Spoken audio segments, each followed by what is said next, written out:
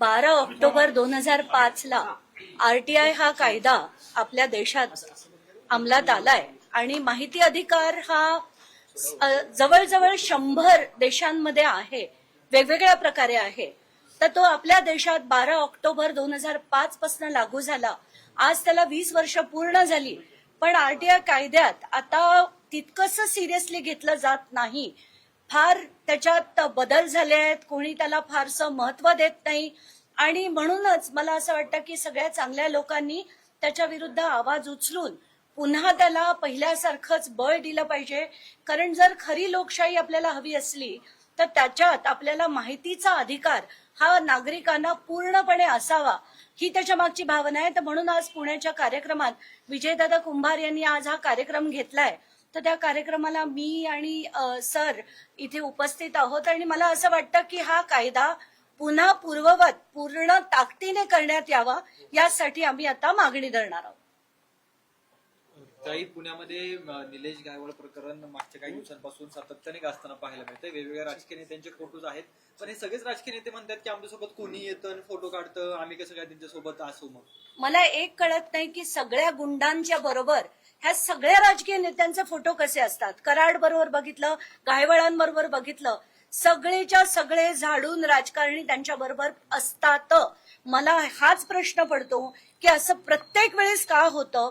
कारण राजकारणात यांना गुंड हे सगळ्यांनाच लागतात, वेगवेगळ्या पद्धतीने लागतात आणि हेच जर सगळं बंद करायचं असेल ना तर राजकारणाचं खरंच एक चित्र बदलण्याची गरज आहे. पण तो कुठलाही राजकारणी करत नाही, कारण त्यांना दहशत निर्माण करून, भीती निर्माण करून लोकशाहीत आपल्यावर राज्य करायचं आहे. आता घायवळ प्रकरणात आपण बघितलं, आधी तर पुणे पोलीस आयुक्त यांनी सुद्धा ती बंदुकीची परवानगी रद्द केलेली असताना त्यांना जी दिली गेली तर ती कोणामुळे दिली गेली, तर आपले गृहराज्यमंत्री जर ती परवानगी देतात तर हे काय चाललंय असा प्रश्न उठतो.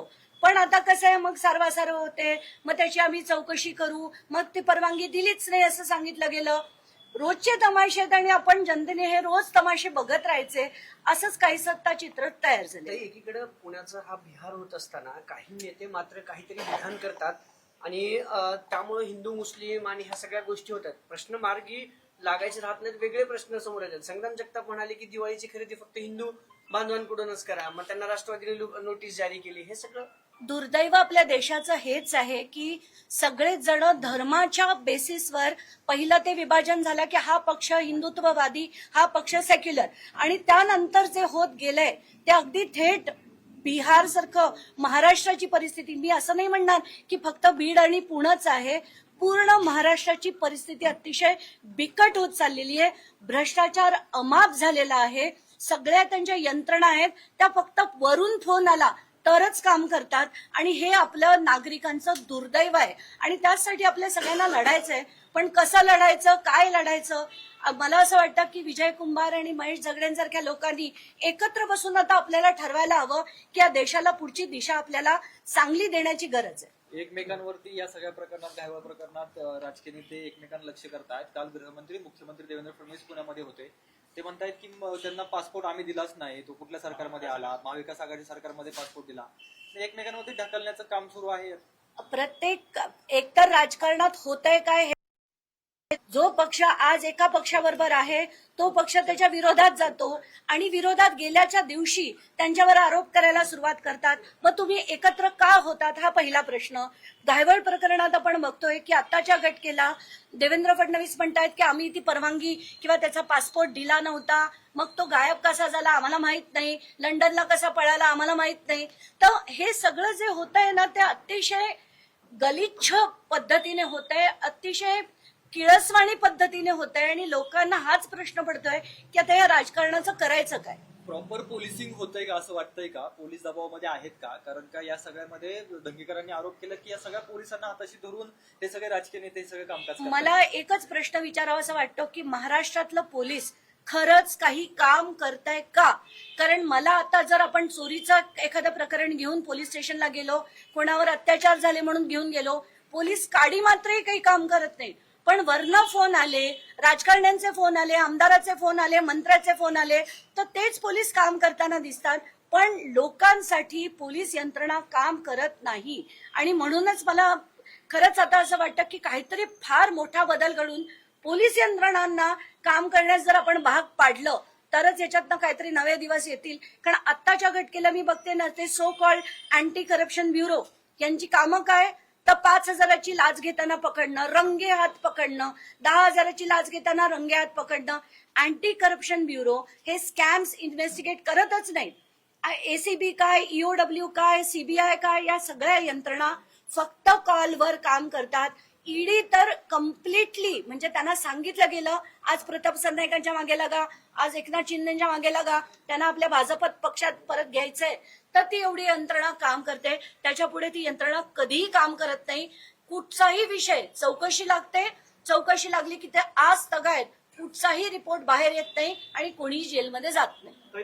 कबुतरांचा पण विषय समोर आलेला आहे. आता धर्मगुरू सुद्धा याच्यामध्ये उतरले, शस्त्र हातात घ्यावं असं त्यांनी वादग्रस्त वक्तव्य केलं. मला फक्त एकच कळतं, सायंटिफिकली जर आपण बघितलं तर कबुतरांच्या इन्फेक्शन म्हणजे त्याचं लंग इन्फेक्शन होऊन, क्रिप्टोकोकॉसिस होऊन, त्याच्यात अनेक बॅक्टेरियल इन्फेक्शन होऊन, फंगल इन्फेक्शन होऊन लंग्सला त्रास होतो एवढं मला कळतं. म्हणून मी खरं तर जैन धर्माच्या सगळ्या चेस्ट फिजिशियन्सना विनंती केली होती की तुम्ही जाऊन तुमच्या धर्मगुरूंना समजवा की हे चुकीचं आहे.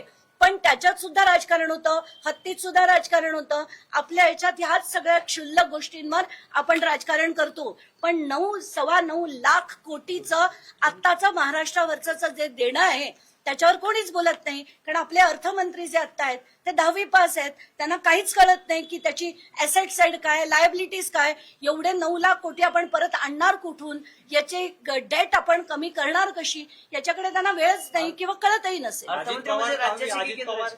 मी राज्याच्या अर्थमंत्र्यांबद्दल बोलते. महाराष्ट्र हा स्वित्झर्लंड इतका मोठा आहे, तो स्वित्झर्लंड देश आहे, महाराष्ट्र राज्य आहे, त्याच्या एवढं मोठं असताना महाराष्ट्राचे जे अर्थमंत्री आहेत ते 10वी पास आहेत. मला त्यांच्या शिक्षणाबद्दल टीका करायची असं नाही, पण अर्थकारण त्यांना खरंच कळतं का, हा त्यातला मूळ प्रश्न आहे. काही एका बाजूला आपण जर पाहिलं तर हे गायवळ प्रकरण तर आहेच आहे, पण दुसऱ्या बाजूला महाराष्ट्रातला जो सगळा ओला दुष्काळाची जी परिस्थिती ओढवली, आगामी काळ हा सगळा दिवाळी आहे, सण आहे, खरंच या शेतकऱ्यांपर्यंत मदत पोहोचेल का नाही अशी देखील शक्यता वर्तवण्यात येते.